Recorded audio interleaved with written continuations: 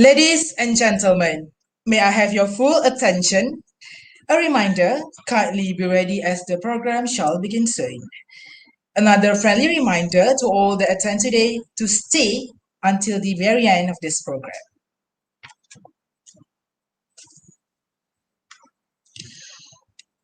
Honorable guest, Dr. Mudassir Anwar, lecturer from the Faculty of Pharmacy from University of Otago, New Zealand. Mr. Ligda Chan, student in the field of pharmacy of University of Otago, New Zealand. Mr. Ardi Agimin, Head of Casuarina College Resident Staff, UiTM Puncak Alam.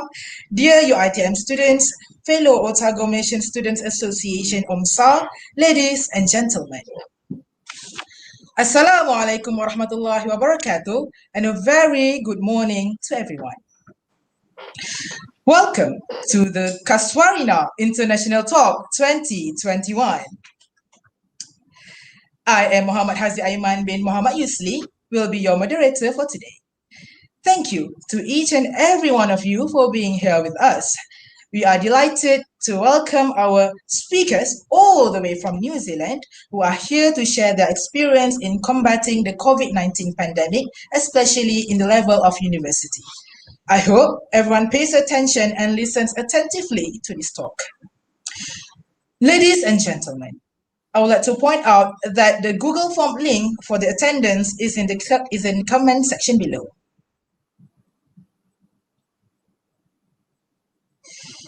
Before we proceed with the event, I would like to invite Muhammad Nufail Amni bin Muhammad Nizam for the dua recitation.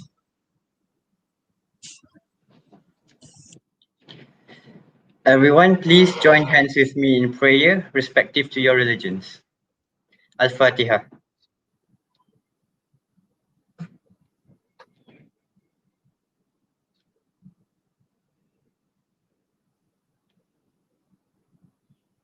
Bismillahirrahmanirrahim.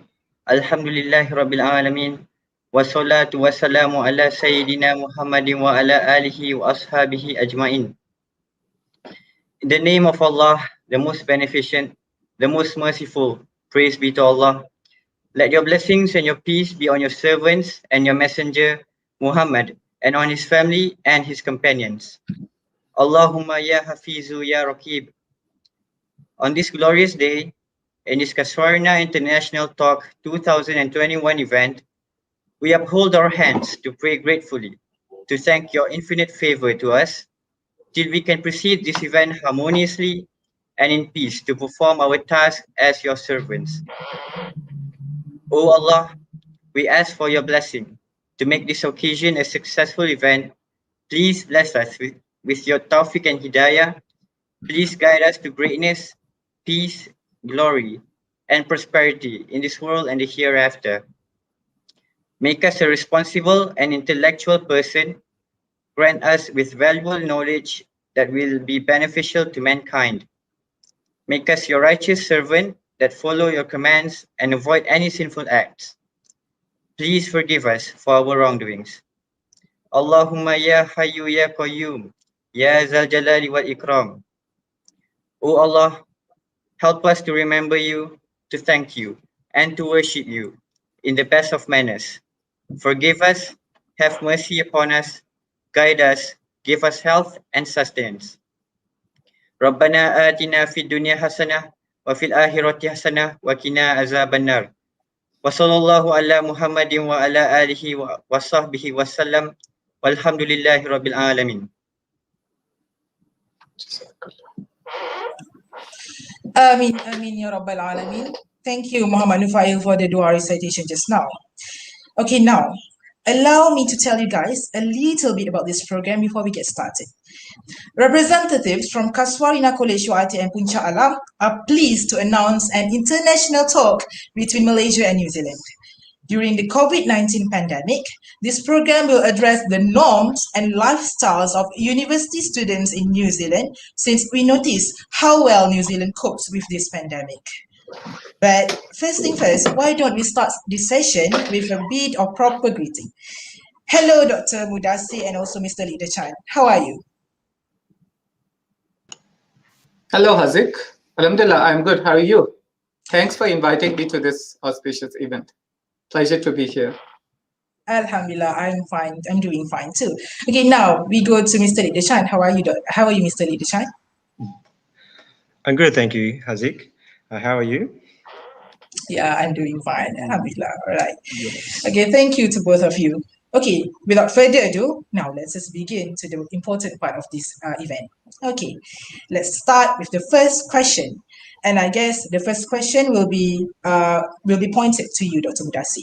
Okay, what was the step that University of Otago took when the lockdown was announced by the government of New Zealand?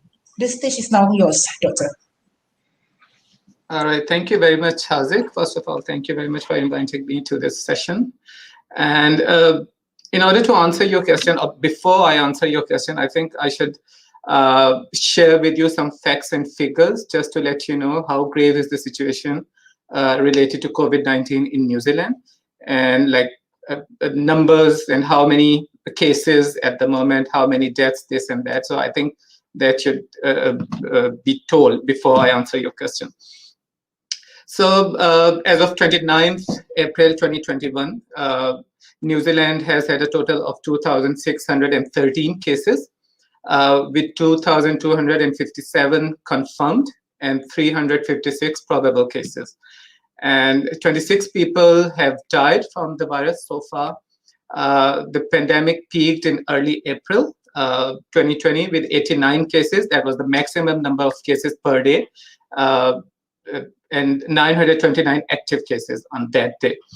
So if you look at the numbers, so it clearly suggests that New Zealand was not hit as hard by pandemic as the rest of the world. Mainly, I would say it's because of its geographic isolation, because it does not share its land borders with any other country. And the nearest piece of land is Australia, which is at least 3 hours flight from here. So cross-border movement is really minimum. And also, since the pandemic started, New Zealand closed its borders for people traveling by air or by sea. So there was no possibility that anyone who had COVID could enter New Zealand.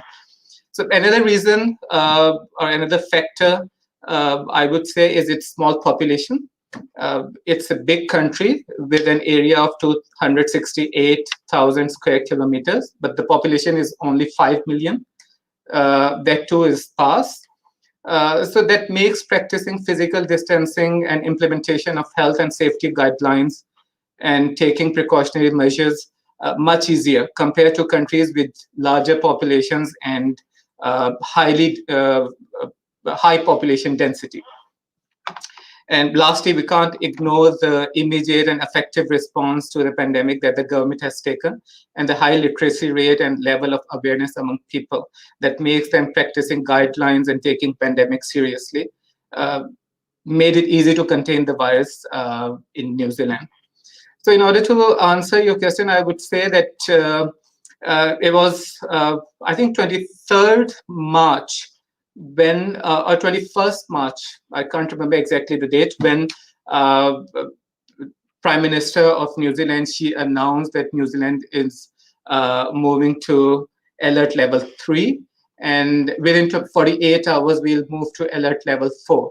So just to put things in perspective, alert level 3 is when people are encouraged to stay at home, and they can be minimum movement, but mostly stay at home. Gatherings are restricted to 10 people, only if needed. For example, in weddings, like for funerals. Otherwise, people are not encouraged to move around or go around. And alert level 4 is like complete lockdown. So that was on 25th March when New Zealand moved to complete lockdown.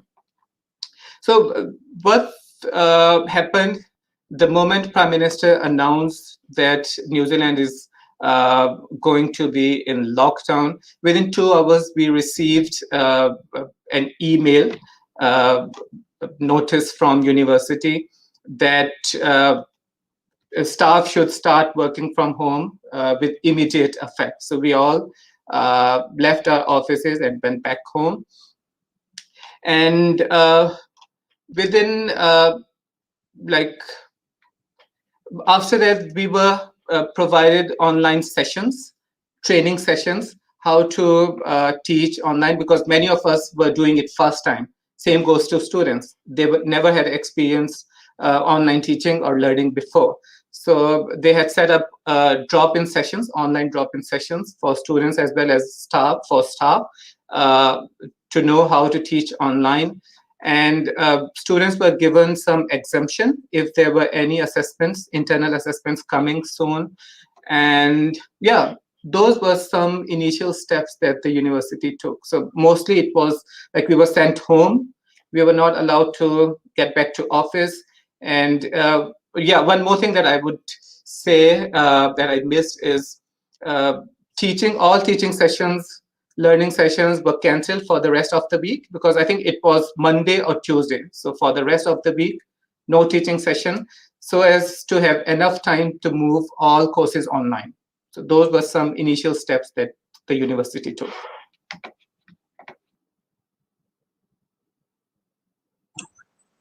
Okay, thank you, Dr. Mudasi, for the answers. That was an interesting point of view. In Malaysia also, we do have some kind of lockdown, but we didn't have the terms of lockdown of level 3 or level 4. We do call it here PKP or PKPB or PKPP. But I guess the level for lockdown in New Zealand is similar as PKP here in Malaysia. We call it as movement control order. It's very strict, same as level 4 in New Zealand. Okay, thank you, Dr. Mudasi. Okay, now for this next question, it seems to be destined for you, Mr. Leader Chan. Okay, as a student, how do you feel when the lockdown was announced in your country? Yeah, good question. And I forgot to mention that I'm grateful that I've been given this opportunity to be part of this international tour. So yeah, back to the question. How did I feel when the lockdown was announced? In my mind, I remember thinking, finally, our government is taking action and responding to the pandemic for our country, because at the time there were already cases in New Zealand climbing up to triple digits. So there was only like a few hundred cases in New Zealand. And I was thinking, shouldn't we be going into lockdown now? And like we already knew how fast the virus could spread from what we saw in the media in other countries. And just before lockdown was announced, a lot of us students in Otago, especially my classmates, were a little disappointed and I think angry at the time during, there was a St. Patrick's Day celebration on the 17th of March. And that's when all of the Otago students would go out to party. And not only did they party, but they partied very close to a school that had a confirmed COVID case at the school. So it was, yeah, I was a little bit, yeah, a bit disappointed that our students were, not taking the responsibility to, avoid large gatherings or parties, and especially close to an area where there was obviously a COVID case. And at the same time, apart from COVID, there was also a mumps outbreak in some of the halls of residence. So students should have been, staying home rather than going out for these parties amidst an epidemic, or not really epidemic, but there was a spike in cases in mumps as well as the COVID pandemic that was happening. So yeah, if I recall the exact setting in which lockdown was announced, it was on the Monday, the 23rd of March, when we'd already shifted to level 2, alert level 2, which is where all large gatherings of up to 100 is allowed. Anything above 100 is not allowed. And social distancing and sanitizing upon entering and leaving a building was encouraged or enforced at that time. And I had a tutorial in the afternoon, and it was 1:30 p.m. when the government announced that we would go into level 3 lockdown immediately, which meant on that same day, like we were going into level 3, and so everyone's forced to go back home and take a week off work. And Otago University at that time was the last university to allow students to go back home for holiday. All the other students in other universities like Auckland, Victoria, Canterbury, Massey, they already, their universities already allowed their students to take a break off university for the next week and go back home, whereas Otago was the slowest to respond because a bit about Otago's learning culture is that the Vice Chancellor really values in-person teaching, so that's why that was part of the reason why they kind of delayed going on to online learning or having the holiday, which a lot of students were not too happy about because they wanted to get back home in time. And actually quite a lot of my classmates and friends couldn't get back home because all the tickets going back to, say, because we're in Dunedin, which is in the South Island, the south of the South Island. A lot of my classmates and friends, they will live up north, say north of the South Island, like Christchurch or Nelson, and a lot of them are also from Wellington and Auckland. So because of the late announcement of the level 4 lockdown announcement and the Otago University being slow in announcing that students can go back home, a lot of students missed out on tickets because they're all fully booked out. So everyone was panicking at the time, everyone rushing into the supermarkets, scrambling for supplies like toilet rolls and tissues, hand sanitizers and face masks, and bulk buying food like bread. And yeah, I remember there was a friend that, tried, she asked me for help to plan her journey back home, but she just couldn't because all the tickets were booked out. And so I felt really bad for her at that time. Yeah, for me, I was definitely stressed and nervous because I've never experienced anything like this before. And it just felt real, like how something from, Asia could spread all the way to New Zealand, and the effects definitely felt real, that, everyone's panicking and stressful and rushing to, safety. I thought of going back home, which is Wellington. My parents live in Wellington, but I didn't want to travel because I didn't want to potentially be an asymptomatic carrier of the COVID-19, even though I haven't been in contact with anyone. But still, my parents are middle-aged and I didn't want to go back home. So I decided to stay in Dunedin with my 3 other flatmates.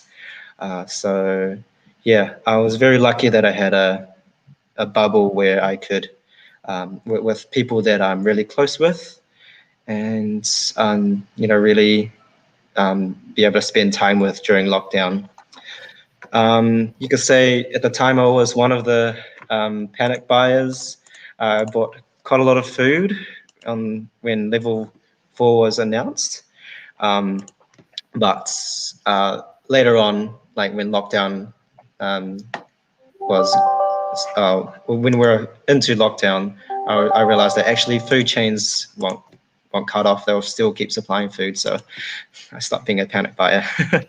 I remember on the day, all of my badminton friends, because I play badminton, we all were like, it was on Monday when actually it was on the weekend. So before lockdown was announced, we went to all play badminton for the last time before going into lockdown. We're like, okay, this last session of badminton, who knows when we'll come back to play badminton again. So we just went all out, played as much as we could before we went to lockdown. And yeah, we recorded it, and it was a memory that we would hold on to because we wouldn't be able to play it during lockdown. Also because I was the OMSA sports officer, so Otago Malaysian Students Association sports officer. I was in charge of hosting weekly sports like volleyball, basketball, table tennis, badminton, frisbee, and so on. I was a little upset that Bersatu was going to be cancelled, which is the annual sports games, which happens every year in New Zealand for Malaysian students. So I was thinking, Bersatu is here on my year of being sports officer, and yeah, that was definitely something to accept, but it applied to everybody. We're all in the same boat. Everything was cancelled.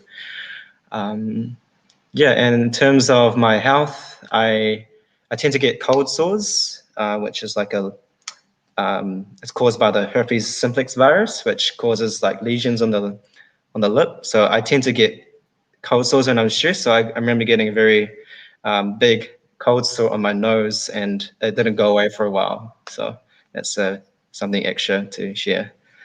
So yeah, that's how I felt during lockdown. It was a lot of stress for the first 2 days of the announcement, but then when we went into lockdown level 4 after the 2 days, so Thursday the 26th of March, or 12 a.m. of Thursday 26th of March, everyone was at home, like all the streets were empty. I remember seeing on the media that like there were photos of Auckland and Wellington and Dunedin, all the streets were completely empty. Everyone was abiding by the rules, and it was a very successful response by the New Zealand government that everyone went into their homes, except for essential workers. Essential workers were still working throughout lockdown. So yeah, that's about it. Yeah. Sorry for the long answer.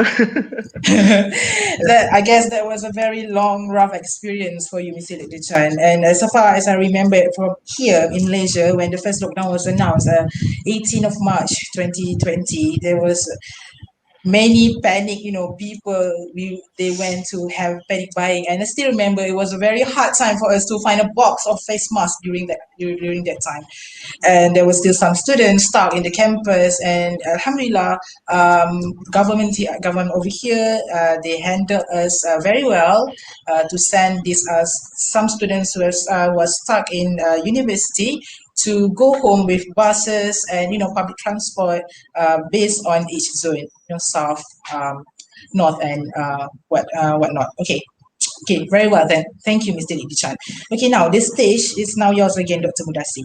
Okay, I would like to know, were all the lectures held online? And as a lecturer, how do you prepare yourself and your students on these new norms, to adapt with this new situation and things? Yes, Haziq. As I mentioned earlier, all teaching and learning sessions were shifted online. And I think I mentioned earlier as well that online drop-in training sessions were organized for staff as well as for students to teach and learn at distance. And the students were informed about the change in their schedule through the learning management system that we use here. It's Blackboard. Some departments, they use Moodle. So they were informed via those systems as well as by email. And in the first couple of weeks, I think staff and students, they were on a steep learning curve, adjusting to online teaching and learning. And obviously many of them were doing it for the first time. But with the passage of time, all of us got used to, and still I feel that online sessions, they don't feel the same as in-person teaching. But given the grave circumstances, I think that was the best option we had. Does it answer your question? Yes, thank you, Doctor. That's very smart on your part. Okay, now we go again to Mr. Lee Chan. Okay, as we all know, students nowadays have to cope with this situation, and we have to be in front of our laptops, with the online meeting session, with the online classes, Google Meets, WebEx, Zoom, and etc. So I would like to know, do you perhaps struggle with this new way of learning, or perhaps you were fine with it? Could you please tell us a bit about your experience in online learning? Yeah, sure. Thank you for the question. Good question. So obviously, which it was covered by Dr. Mudasa. The first week of lockdown in New Zealand was holiday for uni students. So there was no classes, and everyone was allowed to adjust and get all their supplies and get themselves prepared and ready for lockdown. Well, in terms of the Otago Uni, they responded really quite well to the switch to online classes. So everything was in Zoom, which I presume that most universities around the world would use. I felt that even though I'm not used to, I've never done it before, online learning, because I like going to lectures in person and I like listening to what the lecturer says in person and moving around, changing the environment. I still felt that I still quite liked staying at home and in my room on my desk studying, because I had more time to really study and appreciate what I was learning. You didn't have to put in the extra energy to account for getting dressed and getting ready to go out to classes, and then listening in to the lecturer, and then packing your things up and then going to next lecture in another classroom. So I felt I had more time and energy to really learn and appreciate the content. And the content that I was learning at the time, so I studied pharmacy, and we were learning about cardiovascular diseases, respiratory diseases. And so we were able to learn a bit about COVID as well, like what we already know about COVID.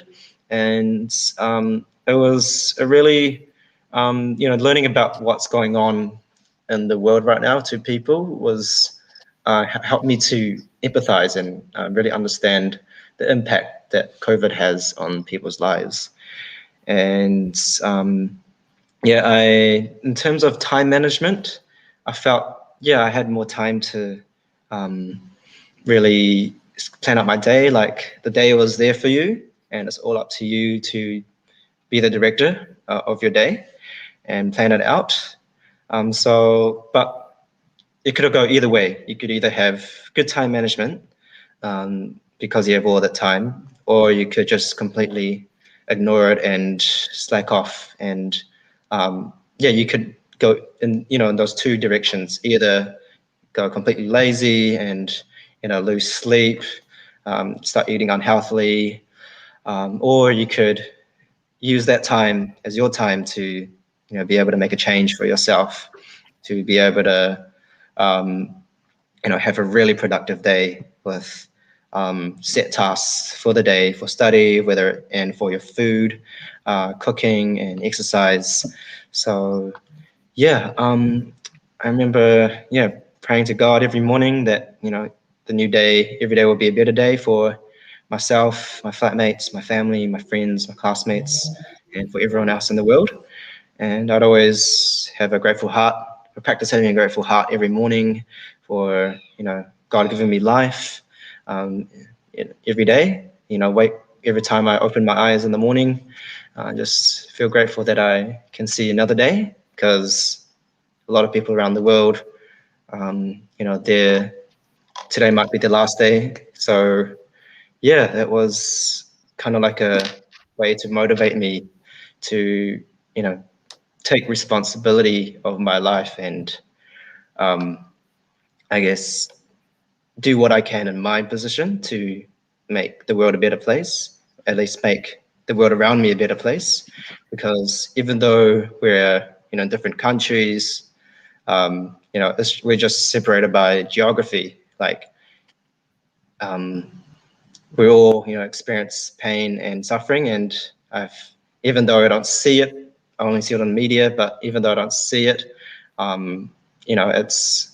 it could have happened to me, or could have happened to my family and friends, could have happened to anybody. So it always, I really did my very best to be grateful, and just reflected and thought we're very fortunate as students to be able to have the opportunity to learn and have things to do every day.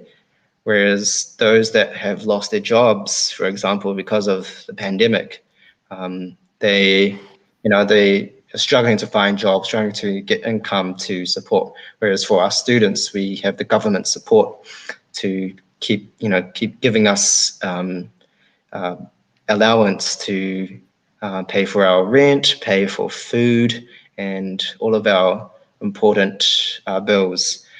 Whereas those that lost their job or couldn't go to work, they would have to rely on the government's wage subsidy. So yeah, in terms of what my lifestyle was like during lockdown and how I coped with study, because of my position as a class rep in my class, I used that as a way to kind of motivate myself to make sure that, okay, I start with myself, make sure that I am organized, I am still healthy and looking after myself. Only then can I help my classmates.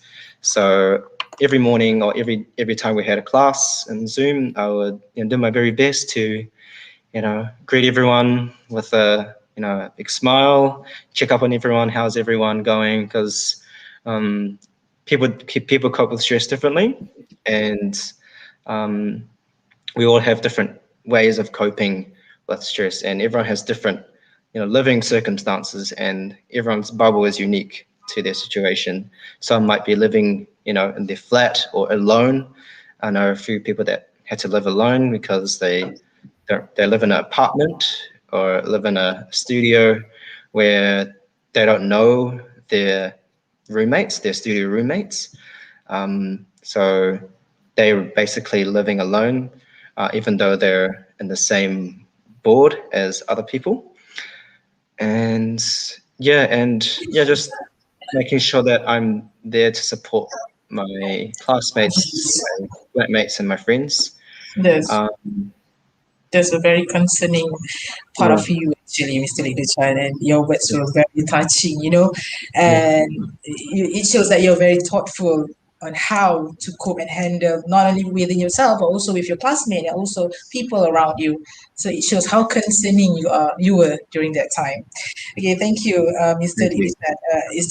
I just want to add, in Malaysia, we took almost a month to transform our learning mode from physical classes to fully online classes during our first lockdown was announced. And Alhamdulillah, we are going better at the moment, and the university is still taking some time to have a better preparation in terms of the assessment, because they have to change the assessments and all according fit into these online classes. And at this current moment, we are actually changing to hybrid classes where some students have to go to physical class plus online class, where especially this can be a priority to those who have laboratories or perhaps practical classes. So they have to have hybrid classes at this moment. Okay, thank you again, Mr. Leaderchan, for the experience. Okay, now we go back to you, Dr. Mudassi. Okay, when the university was open, was there any guideline or perhaps standard operating procedure, SOP, that the university has set for the students and also the staff over there? All right, that's a good question. Actually, New Zealand moved down to level 2 sometime in, I think it was mid of May when it was announced that we are moving down to level 2. But still, university had already decided that teaching for the rest of the semester will be continued online. So that was kind of a measure that was taken to protect staff as well as students. So teaching and all sessions were meant to be conducted online for the rest of the semester. Even examinations, they had already planned to conduct exams online at least for the first semester. And the staff was also encouraged to keep working from home for the rest of the semester, unless returning to workplace was unavoidable. Like certain people who were conducting some experiments or some lab work, for them it was essential. Their experiments were kind of being affected by this lockdown. So those people were allowed to get back to work. And also for people who wanted to return to work for some reason, the university organized a managed return of staff to its different campuses. And also the return of the staff was organized on building to building basis, like some buildings which could accommodate more people. So they had more people returning to work, whereas those buildings which are cramped and cannot accommodate lots of people, so they had only few people who could return to work.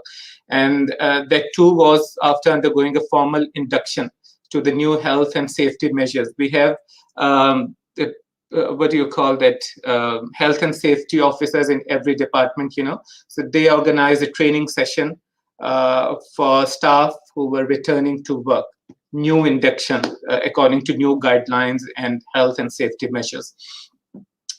So yeah, so those were some of the things which will continue to be practiced till the end of the semester, even though we moved to level 2 and then to level 1, but still everything was being conducted online. Thank you, Doctor. How about the students? Like, you know, do they have to isolate themselves whenever they go back to campus, Mr. Lidichan? So whenever they go back, so your question is, whenever they go back to campus, that they have to isolate at home after going to campus? Is that your question? Or perhaps they have to isolate themselves in college? Was this, you mean after lockdown or? Yeah, during the lockdown. I'm sorry, at this current moment. Oh, so right now? Yeah. Like today, what is it like today? So if they had COVID symptoms or if they went for a COVID test, did they have to go and isolate in their accommodation? Is that your question? Yes, or? yes. Yeah, so if the university really strongly encourages students to, if they display any respiratory illness, like symptoms such as, you know, headache, fever, cough, sneezing, runny nose, nasal congestion, difficulty breathing, any of those symptoms, then they are strongly encouraged by the Ministry of Health as well as the university to go call what we call student health, which is the medical center for Otago University students. And so once they booked in, then they are asked to isolate at home and then go to the COVID test. And after they've got the COVID test, they're asked to isolate at home for the next 2 days until the COVID results return back to them. So the University of Otago, or the different faculties, their lecturers have done well with compensating for students that have either had a COVID test or are sick.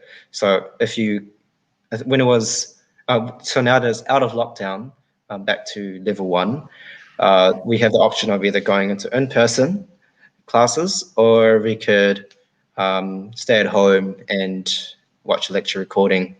If we have tutorials for that instance and you're sick, you can ask one of your classmates to help you Zoom in to classes. So that's kind of like the process of what would happen if you are sick. Yeah. Yes. Even Okay, thank you. Okay. Thank you to both of you. Well, I can say that there's a very thoughtful way to combat this pandemic over there. Okay, now again, back to you, Mr. Lee Chan. I would like to ask you, okay, when the university was open, were you nervous to be around people, or perhaps do you believe in the guidelines that the university has set and also has provided for the students? Could you please give some thoughts for this question? Yep, good question. So before the university opened, it was semester 1 and all of our exams were online and open book, and we can do it from home, which I was quite happy about because I didn't have to remember everything. All I had to do was make sure that my notes were nice and tidy and easy to access. So I can just flip between my notes and the exam online. And then after that, we had a winter break, and that was when we shifted back to level 1, which was middle of June to, I think, yeah, middle of June, which we'd already gone back to level 1. And I went back home to Wellington to see my parents again and spent 2 weeks here, or 1 week and a bit. And then when semester 2 started in July, early July, that was when the university officially opened again. So it was fully closed throughout semester 1 after lockdown, during lockdown, and even when we were at level 2, because I think we were still at level 2 during exam period, and exam period was like early June to middle of June or late June. So we didn't have to go into camp. University was still closed at that time. But in second semester, it was back into in-person teaching. University reopened. So I felt going back to in-person was tiring because, you know, our bodies were so adapted to staying at home all the time. And now you had to put in the energy to get dressed and walk to class and socialize with people, catch up with people, and go to places. And yeah, I just remember being mentally and emotionally drained. But I was grateful because like it was like a blessing to be able to see my friends again and classmates. So yeah, I remember communication-wise, I found it weird talking to people because yeah, I just felt like I was socially awkward for some reason. I felt like I was stuttering with every word I was saying. And I just felt like I was learning how to talk to a human again because I was just so used to talking to people online and on Zoom. But like what I said, I was appreciating every person around me, even if it was a stranger. I would, you know, greet them as if they were my friend because I was like, oh, you know, we're all in the same boat, and you know, I thought the best way to, you know, help bring everyone's mood up again and spirit up is to, you know, share, you know, kindness and, you know, love to everyone and compassion. And at the time when, you know, the virus started from China, there was lots of racism going on because we like to, you know, humans like to put the blame on a certain group of people, whereas the virus doesn't discriminate who it, you know, chooses to infect. You know, we're all susceptible to getting infected. And so, yeah, I think the only response to that and the thing that we can do to drive out, you know, the real virus, which is, you know, inside our human heart, is to, you know, share love to everyone around us. So yeah, like, yeah, only love and sincerity and kindness can drive out like all the negativity. And once it starts from one person, it can be spread on to another, like a butterfly effect. Yes. So yeah, in terms of the university vice chancellor is doing really well with keeping us updated with everything through our weekly emails. And yeah, I think the university did well with the response because students could still study online. Say, because I had a classmate who went back to Sydney before lockdown in New Zealand, and they would still attend classes even with the 2-hour difference. So at 9 a.m. class, she would join in at 7 a.m. So it was very inspirational that they could still keep coming to class.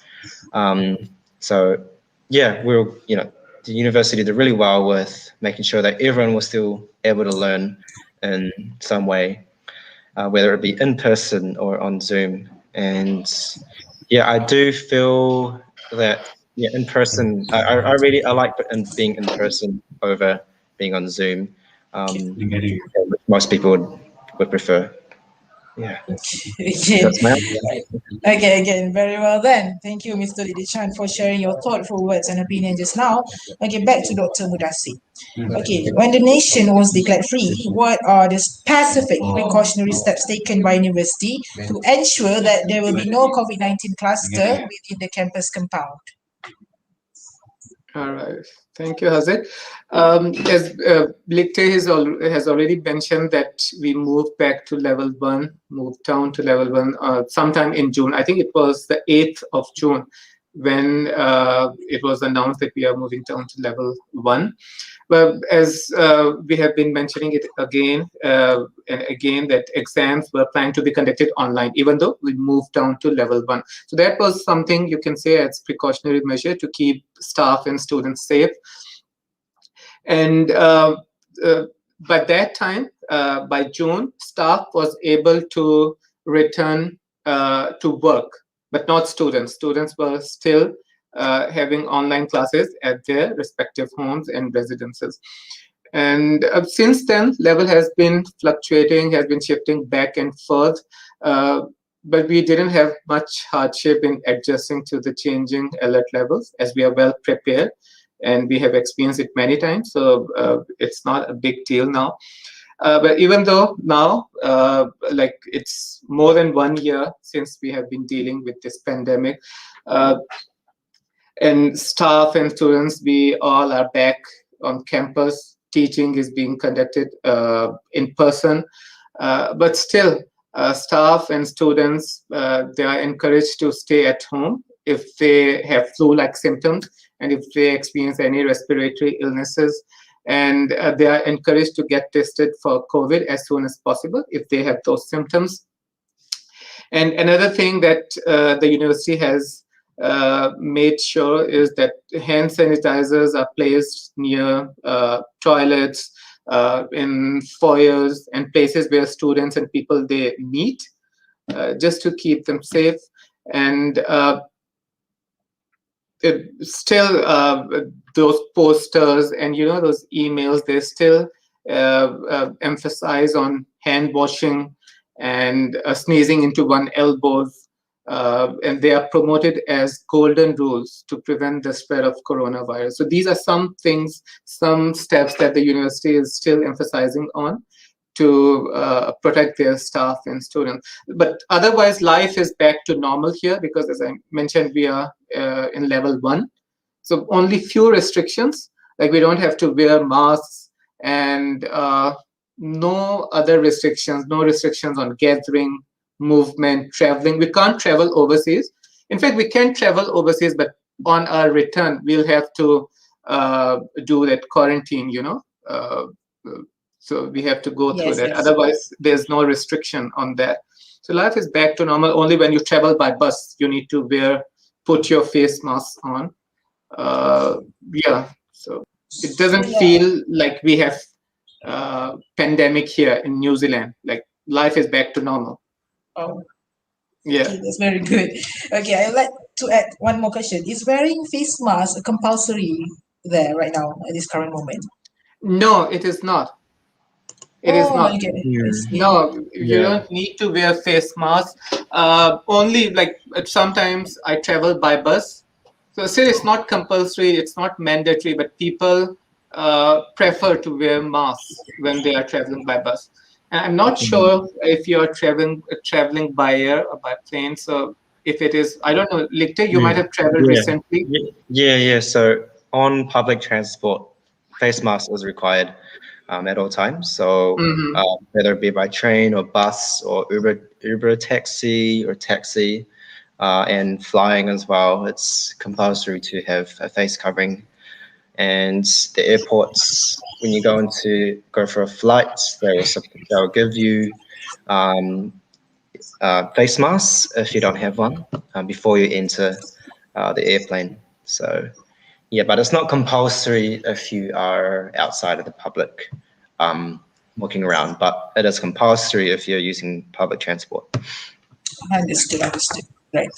Thank you to both of you, Doctor and also Mr. Didichan. Okay, but now, Doctor, I would like to ask you one more question. Okay, how does the international students over there in New Zealand, especially their welfare, was managed during the pandemic? Since they did not have ample and much time to go back to their hometown when the sudden lockdown was announced. All right, for international students, University of Otago has a big number of international students coming from different parts of the world, including US, Australia, UK, Malaysia, Indonesia, many countries, So I forgot to mention one thing, that after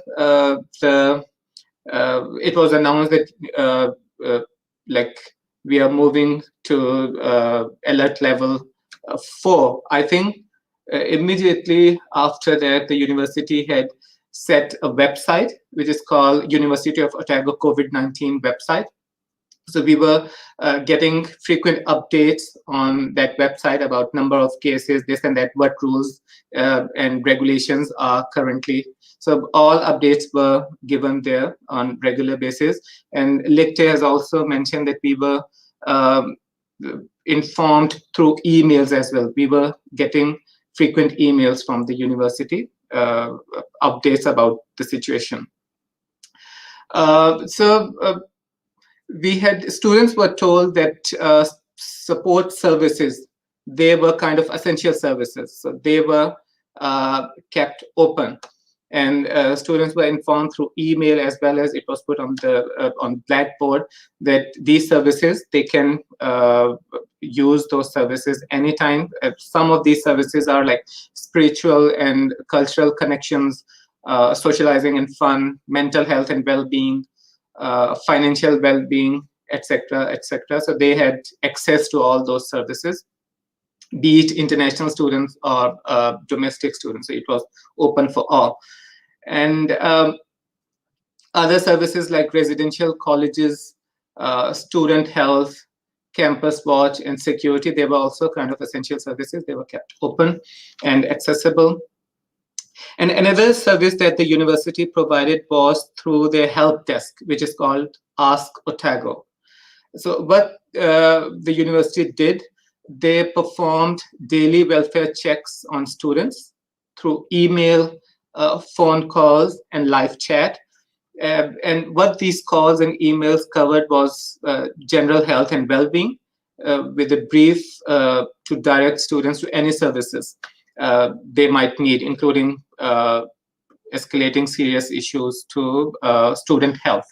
So they were guided what to do in the situation that they were facing. And I believe you will appreciate and that many Malaysian students had similar experiences, that during lockdown, many students, they lost their part-time jobs. And for others, the ability to access financial support from family, that was massively reduced or completely evaporated. They did not have access to that funding or that support from their family. So to address this crisis, the university committed $1.5 million support to Otago students in financial hardship due to the pandemic. And the fund was open to all domestic as well as international students. And the staff was also encouraged to donate in that fund. So I believe many staff, they generously donated into that fund. And another thing that was done at department or school level was that fun activities were organized for students to keep students engaged and motivated, such as picnics and visit to farms. I'm sure Likte has been to farm for, he told me once that he has visited a farm. But this was only possible when we moved down to level 2 and 1. When we were at level 3 and 4, obviously, there was kind of complete lockdown. We were encouraged to stay at home, no socializing, no picnics, no visits. But after that, yes, such activities were organized for students. Okay, thank you, Doctor. There's a very good approach provided by the university. Okay, now we are actually going to the last question of the session. And the question is for you, Mr. Likte Chan, because, okay, we are nearly running out of time, so we are needing only a short response from you. Okay, Mr. Likte Chan, when the nation was declared COVID-19 free, does it all go back to normal? Or were people still skeptical and also paranoid, or perhaps having, typical stereotypes among each other on campus as well, or even in public? Yeah, good question. So when it was COVID-free for a while, everyone was, supporting each other.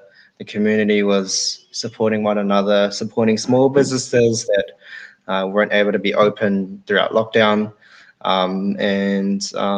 Just, going to all of these small businesses to be a customer so that we could support them.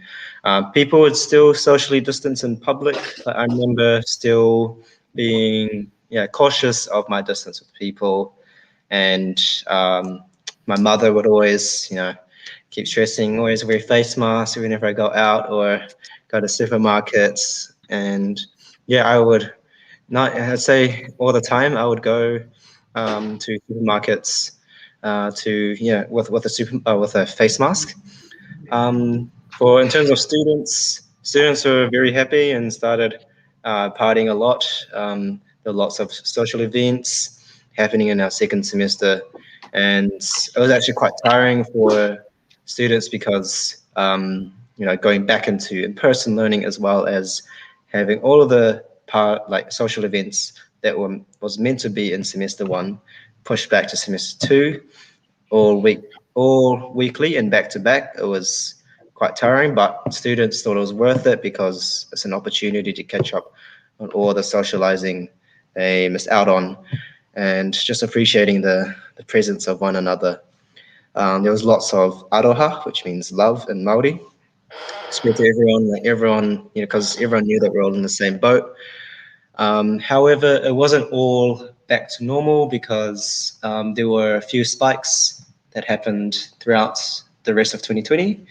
I remember when I was on my placement in a rural area in the lower North Island, there were cases in Auckland, and Auckland went to level 3 and the rest of New Zealand went to level 2.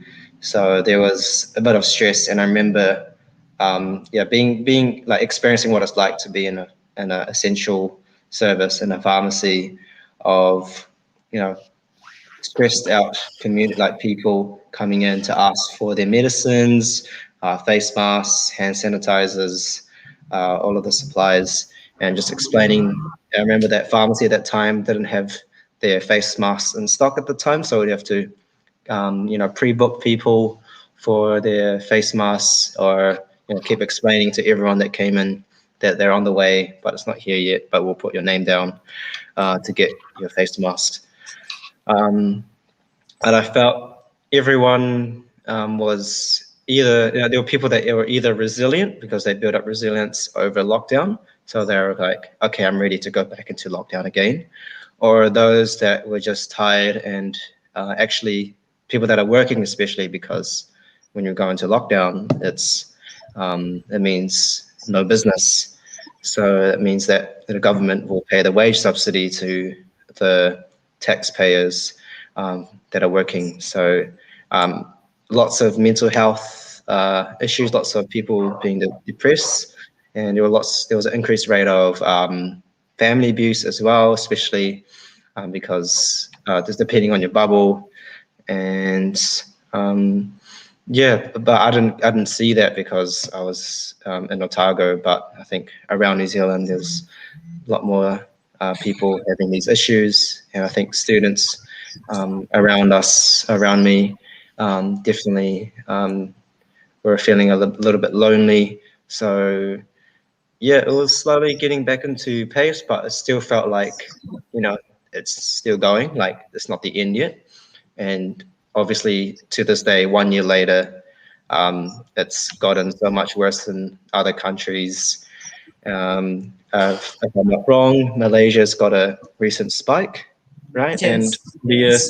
And India right now is experiencing the worst in the world right now, with hundreds of thousands of daily new cases, and 3,000 people passing away every day. So even though we don't see it, I think we should still not be complacent here in New Zealand, even though it's normal and we're all living our normal lives. We are very blessed and fortunate. So I really hope that everyone in New Zealand still, does their best to limit the spread of COVID-19, and keep sharing, the kindness and compassion to everyone around them.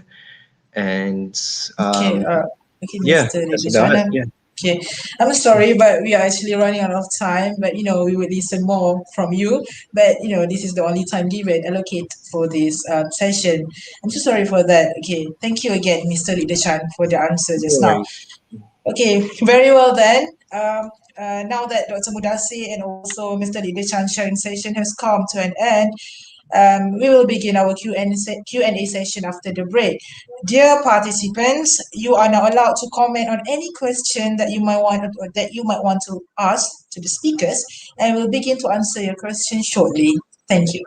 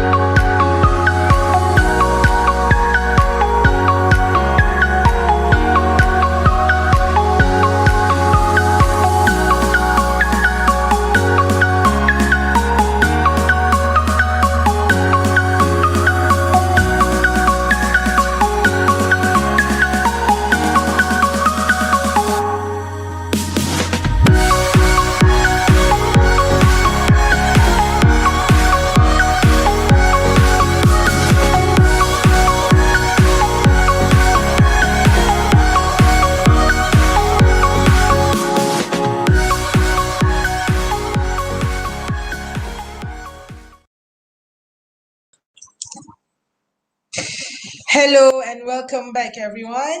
Now we'll continue on to the Q&A session, okay, the crucial part, which will be based on the questions that have been submitted by the participants. Okay, now let's go to the first question. Let's see the first question from the participant. Okay, so it's obviously for Dr. Budase from Miss Ainul Fitria. Okay, doctor. She asked, how the learning assessment was conducted during this pandemic? Yeah, as I mentioned earlier, even the assessment was conducted online. I think Ligte has mentioned that exams were conducted online, and open book exams were planned for the students, at least for the first semester. That was the peak of pandemic.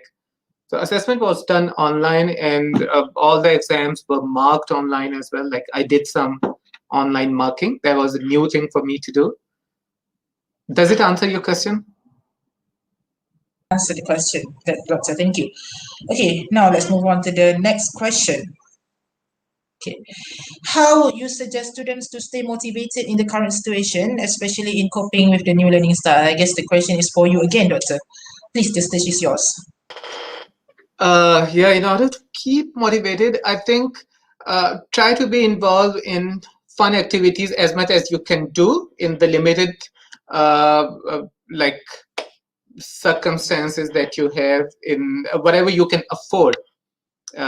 So keep yourself engaged in activities, keep in touch with your friends, your family members. That I'm sure will keep you motivated.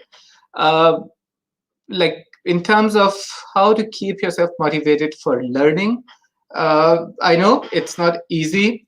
Everything has shifted from in-person to online, which doesn't feel the same. Ligte has also mentioned that he prefers to be to learn things in person, where he can talk to the lecturer and can be engaged. But otherwise, I think that's the only way you can keep yourself motivated. And if you think that learning is you make it as your goal, that this is your goal. If you're learning for studying a professional course, for example. So if you want to be that professional, then nothing should stop you from learning. These shifting from online to in-person, then in-person to online should not affect your learning if you have some clear goals in your mind. That's a very good answer from you, Dr. Budase, and I hope it answers also the question. Okay, now let's move on to the next question. Okay, this is pointed to Mr. Ligde Chan. Okay, Mr. Ligde Chan, could you please give some tips on how to balance academics and also club activities during online distance learning? Yeah, that's a good question, because time management is something that we're always working towards and that we're always trying to refine and find what works for us. So I guess it really depends on what your program is. I know that some programs are very full on, and 9 a.m. to 6 p.m. classes, and assignments weekly, tests every week. So that can be very difficult to stay on top of your study as well as stay on top of your social life and keeping healthy and doing the things you like to do, like leisure activities, exercise, sports, and so on. So for me, what I try to do to give myself a balance between these things is keeping myself present in whatever I'm doing. I know it's easier said than done, but I guess in foresight, I think having knowing what, kind of planning out your day and your week and looking at what is your priority and how you're going to prepare yourself for that activity. Last year, when I was studying, I was also a facilitator for first year health science students for two of their papers, and there's this model of learning that we follow, and that's a 3-step model. It's preparing yourself for learning. So how are you going to prepare yourself for learning? And it may not be just for the content itself, but how are you going to prepare yourself mentally for the study or like the learning that you're going to have? You can't just you got to have a clear mental space. You got to have a change of environment. Make sure that you have cleared your mind before you go for another class or another lecture, because if our mind is full of thoughts, is clouded with lots of different things going on in our head, we can't focus on what we're doing. So I think just having a clear mind before you go into whatever activity it is, and not thinking about, like, say if you're going for, like, if you're playing like a sport as a leisure time, keeping your mind present on what you're doing, for that sport, rather than worrying so much about like a test or what you haven't studied yet. Just really immersing yourself in the activity that you're doing, because that way it's most effective, because you're doing something and you're putting all your heart and effort and your mind into that activity, and it's more effective. Whereas compared to not being focused or present in what you're doing, and then later on when like that class is finished, or if a test is coming up, you're more stressed and you're more inclined to want to cram for study, because you weren't present while the lecturer or while your tutor was explaining to you all of these key points in that class. So it's definitely something psychological that is to practice, is to be present, and I guess being the master of your day, like being in control of what you're doing, and seeing every day as an opportunity to be a better version of yourself compared to yesterday. And every morning, see it as an opportunity for you to learn a new thing, at least one new thing. It doesn't have to be a lot, because learning is a journey, life's a journey. So and time management is a journey. So give yourself small smart goals, small bite-sized achievable steps that can help you eventually achieve your ultimate goals, which is succeeding in your academic life and being able to enjoy your club activities. So yeah, I guess I hope that answers your question. It might not be specifically targeted for your what you're wanting to hear, but I guess I kind of answered it in a general way. So Okay. yeah. Thank you, Mr. Deshan, for the answer. It's very, I guess it answers all of the, perhaps the curiosity and things, and it's a good answer actually. Okay, I'm looking at my watch right now, and I guess we still have ample time for the Q&A session. So why not we go to the next question? Okay, let's see next question. Okay, to both speakers. Okay, let's go to the first, Dr. Mudasi first. Okay, what was your reaction, doctor, when the world announced the pandemic of COVID-19, which has affected the world socially and also economically? Okay, first reaction. I'll have to think. What was my first reaction? It was a year ago, more than a year ago. So I think we were hearing these news that there's some virus that is traveling from China to here and there, and there have been some cases of this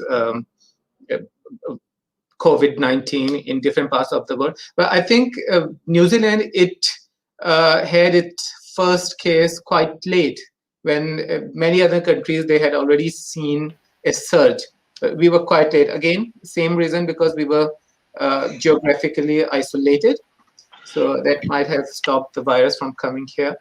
Otherwise, my first reaction, I think the only thing that came to my mind was, are we ever gonna experience lockdown? Are we going to lockdown? Will we go to lockdown or not? So that was the first thing, because many other countries, they had already gone into lockdown.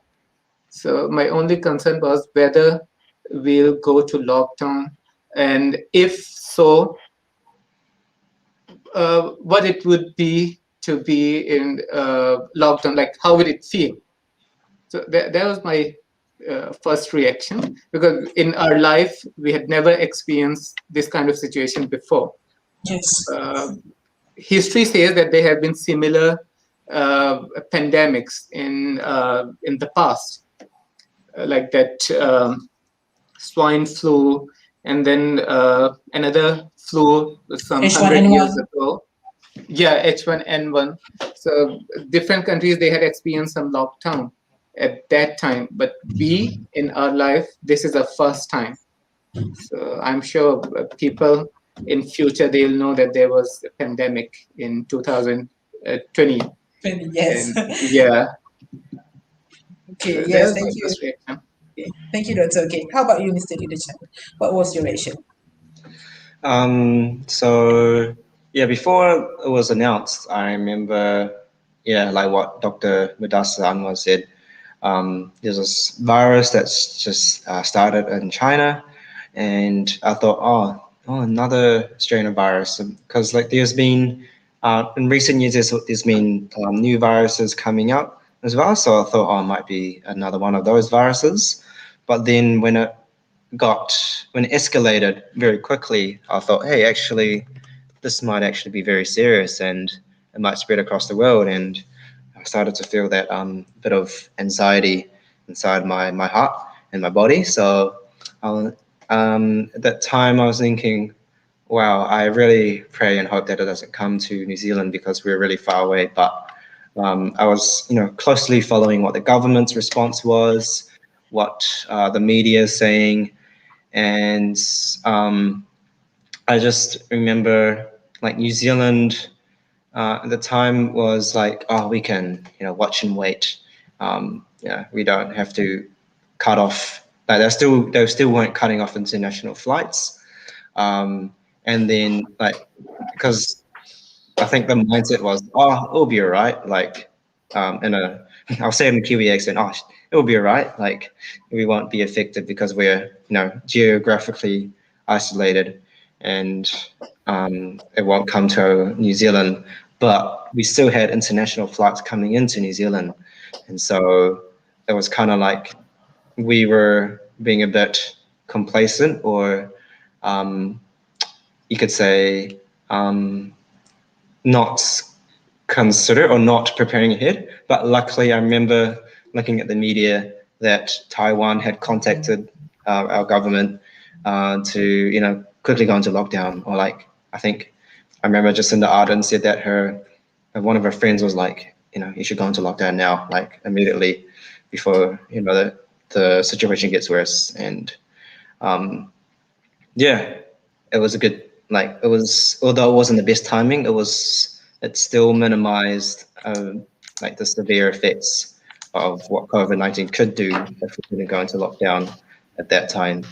So yeah, I felt, in terms of if it's for the pandemic in a whole, I felt that I just felt like it was, because pandemics, they've happened in history, and I felt that although it is something that is very sad and very serious, people getting sick and dying, in terms of nature, because there's so many people in the world, and it's basically like overpopulation, it's too crowded, and when too many animals, even like us humans, are too close together, too crammed together for a long time, that's when viruses can precipitate. So it's almost by nature that these viruses, these new strains of viruses and pandemics happen, and it's something that it's hard to accept, but we must accept the present situation and think about what we can do to respond to it. It's the same problem for everyone, but how we respond to it makes a difference in, how, what outcomes will we achieve for everyone. So yeah, I guess I hope that answers your question with my reaction to the work. Yes, Mr. Ritishan. Thank you to both of you. Okay, I guess the overall reaction was, I guess we were very shocked or surprised during that time because it was a small cases from China, but it happened in a large, and it graduate and transformed to a large scale scale. So okay, next, I guess we can have a few more questions. Okay, let's go to the next question. Okay, do you have any hope or advice to everybody in reacting to this pandemic? Okay, I guess this question would be to you, Mr. Dr. Mudassi.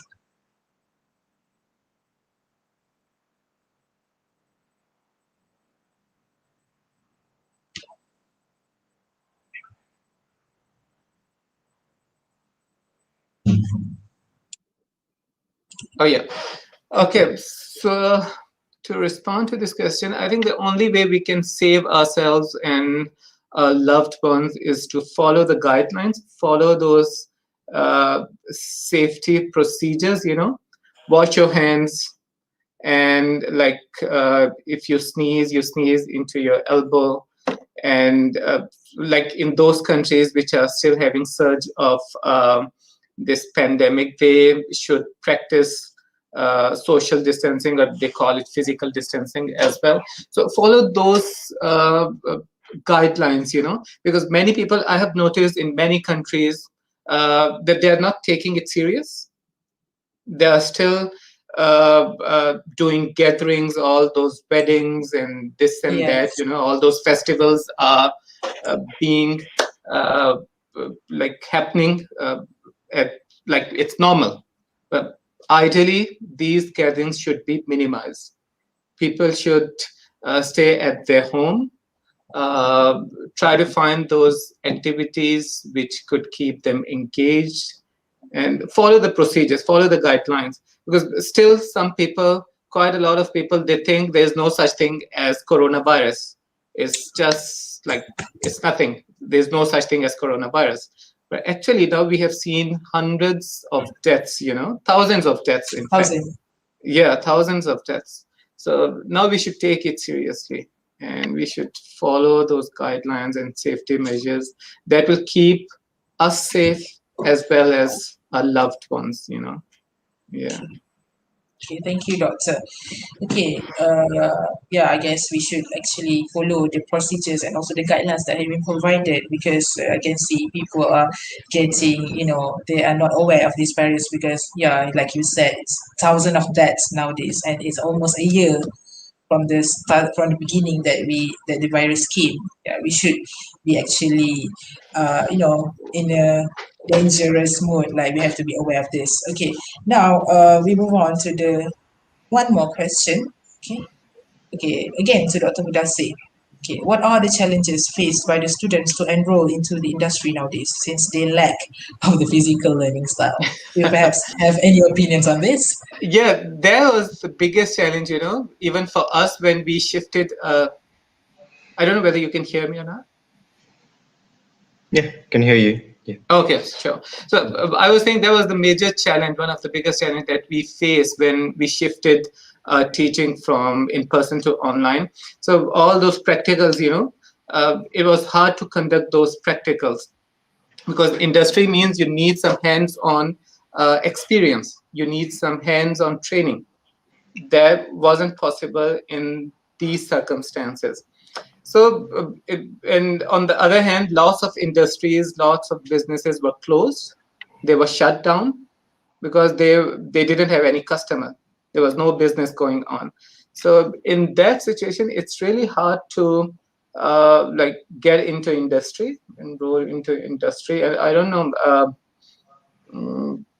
like how can we tackle this situation? How to come out of this situation? Like, we can't do much. We can't train students. Like here, life is back to normal. All those hands-on activities, practical sessions, experiments are being conducted in person.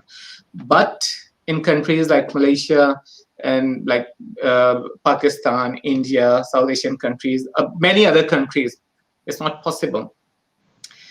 There's some limit to online teaching. Like you can't do surgery online, right? It's not industry, but I'm Yes. just giving you an example. You can't do surgery, you can't operate a patient, you can't learn how to operate a patient online. You need to have a body, a physical entity to Yes. practice your surgery skills. So to be honest, I don't know how to tackle this situation. Only thing is to, like, again, I'll reiterate, to practice those guidelines, to practice those safety, take those safety measures, practice those guidelines and procedures, so that we get pandemic free as soon as possible. And hopefully, inshallah, life will be back to normal in the rest of the world. Yes, inshallah. Thank you, doctor. Right now, we currently can just praying and Exactly. following the SOPs and the procedures all to ensure that life will be back to normal. And I miss the life before this. Okay, I guess we can have one more question. Okay, perhaps one last question for this session. Okay, from Azim Arifin, what is your plan if the pandemic is over in the world? What is the thing that you would really love to do? Okay, I guess this question can be answered by both of you, but let's start with Mr. Lee Chan first. Yeah, good question. So I would love to go traveling, go to Malaysia and see my family again, my grandma and my cousins there, and get to explore parts of Malaysia that I've never been to.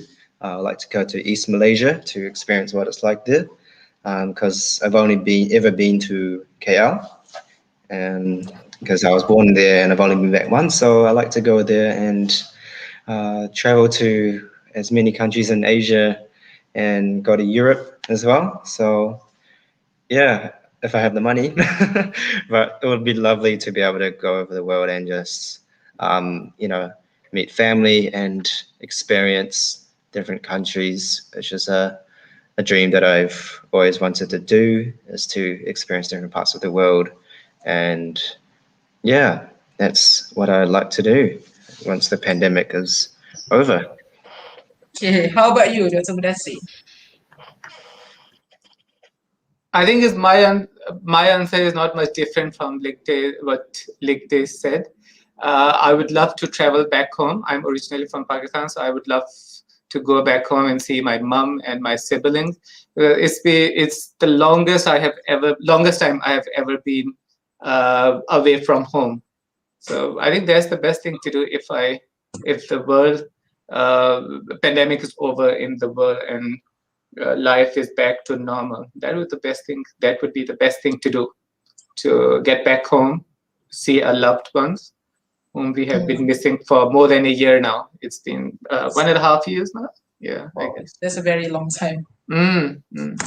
Okay, thank you to both of you. If I would answer this question, I will answer the same as both of you. I really love to, have a vacation with my friends and with my family, because right now we can't even cross states. And let's just pray that this pandemic will end soon and everything will be back to normal. Thank you. Thank you to both of you. And thank you also to everyone who has submitted their questions just now. I hope your questions have been answered by our panelists. We do receive lots of questions, but unfortunately, that's all the time that we have for this session. We do apologize for being unable to answer all of them. Okay, ladies and gentlemen, now please join me in thanking our guests for sharing their experience today, by allowing me to give a great pleasure and honor to invite our head of Casuarina College resident staff, Mr. Ardi Agimin, for brief appreciation to our honorable guests. Thank you, Mr. Moderator. Assalamualaikum and good morning, good afternoon to our honorable guests and everyone. First of all, I would like to express my deepest gratitude to our honorable speaker, Dr. Mudassir Anwar, lecturer from the Faculty of Pharmacy in University of Otago, New Zealand, and Mr. Lik Bichan, student in the field of pharmacy from University of Otago, New Zealand, for sparing some of their precious time to share their journey and experience as a student and lecturer amid this pandemic. I hope that everyone here has done their part to listen and pay attention to the valuable insights from Dr. Mudassir Anwar and Mr. Lik Dichan sharing session just now. I also would like to congratulate everyone involved in this program, especially the executive committee of this program led by Ms. Raiha, Iwani, and Mr. Azim. I love to see this as a golden opportunity for both sides to share the valuable knowledge and experiences. Kudos to all of you for making this program possible and running successfully. Good job indeed. Lastly, I hope this program will leave a significant impact to everyone since our country is struggling in battling this pandemic. A last reminder for my beloved students, do practice social distancing and never forget your mask. Yeah. Obey the standard operation procedure SOP set by the authorities to contain the virus. Let us win this battle together as a nation. Thank you and Assalamualaikum warahmatullahi wabarakatuh. See ya. Waalaikumsalam warahmatullahi wabarakatuh. Thank you, Mr. Ardi, for those kind words just now.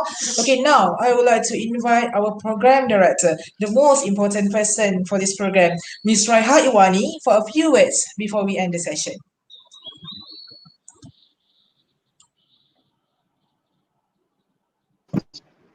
Thank you very much, Haziq. Assalamualaikum, good morning, and good afternoon to Dr. Mudassir Anwar, lecturer from the Faculty of Pharmacy in University of Otago, New Zealand, and Mr. Lik Chan, student in the field of pharmacy from University of Otago, New Zealand, my fellow members of committee, and everyone. There was a day when I wondered how it is to become a citizen of a country that has already in the verge of victory in eradicating the virus we are facing currently. One of the said countries, as we all know, is New Zealand. Therefore, the main reason why I came up with this program was that I would like my fellow friends in this institution to gain some valuable information about COVID-free nation. Fortunately, after pulling a few strings, we managed to host this sharing session. I would like to dedicate this moment to my fellow committee members, advisor, and our respected college resident staff, Mr. RD, for entrusting this program to be under my supervision. Without your unyielding determination and cooperation, this program will not be realized. So thank you very much to everyone. A mountain of appreciation as well for Otago Malaysian Student Association for the participation on your behalf. And last but not least, I would like to express my gratitude to Dr. Mudassir and Mr. Lik Dichan for your generosity in sparing some of your valuable time and knowledge for the audience. That's all from me. Thank you. Thank you, Ms. Raiha, for the speech. Okay, now everyone, this is a very crucial part in every online meetings that we conduct nowadays. Sorry, I'm sorry for that. Okay, we will be having a photography session. Okay, now everyone, please turn on your cameras as we are going to have a photography session. And this photography session will be handled by our multimedia team. Okay, are you ready, everyone? Okay, ready? Look yourself presentable. Okay. Okay. Now, okay. I'll count in three. Okay, we'll be having two photographs. Okay, one formal and one informal. All right. Let's start with the first formal picture. Okay, smile, everyone. Okay, and 1, 2, 3. All right, thank you. Okay, another one. Let's take a picture for informal part, but I guess I do have a tagline for this. Okay, V for vaccine. Let's show our hand V like this. Okay, this is not peace, this is V, guys. V for vaccine. All right, V for vaccine. 1, 2, 3. All right. Thank you, everyone, for the cooperation. All right. Ladies and gentlemen, we have now come to the end of our program, Casuarina International Talk 2021. On behalf of the organizer, I, Muhammad Hazi Aiman bin Muhammad Yusli, would like to express my utmost and deepest gratitude to all of the honorable guests and members of the floor for making this event a success. I do apologize for any inconveniences caused throughout the event. And before we end the program, please don't forget to fill in the feedback and attendance confirmation form, which will be determine your eligibility of receiving your e-certificate. The Google form link will be provided in the comment section, and which will only be available for 20 minutes.